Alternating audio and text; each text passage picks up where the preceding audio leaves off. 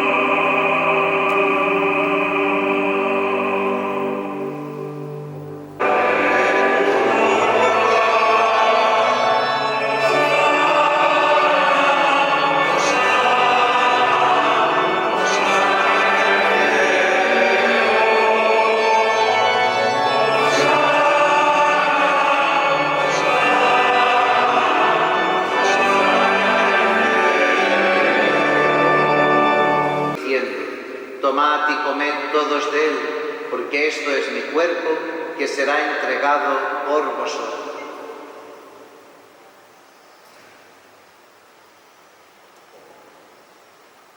Del mismo modo, acabada la cena, tomó el cáliz, y dándote gracias de nuevo, lo pasó a sus discípulos, diciendo: «Tomad y bebed todos de él, porque este es el cáliz de mi sangre, sangre de la alianza nueva y eterna, que será derramada por vosotros y por muchos para el perdón de los pecados.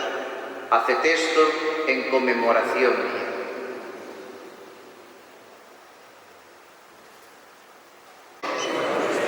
Y la bendición de Dios Todopoderoso, Padre, Hijo y Espíritu Santo, descienda sobre vosotros.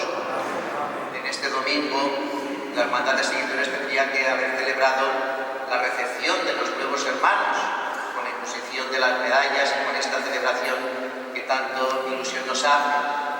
No hemos podido hacerla por todo lo que estamos viviendo, tal vez si Dios quiere que después del verano, en septiembre, en algún domingo, alguna fecha que busquemos, podamos recibir a los nuevos seguidores, que imagino que estarán un poco con ansia.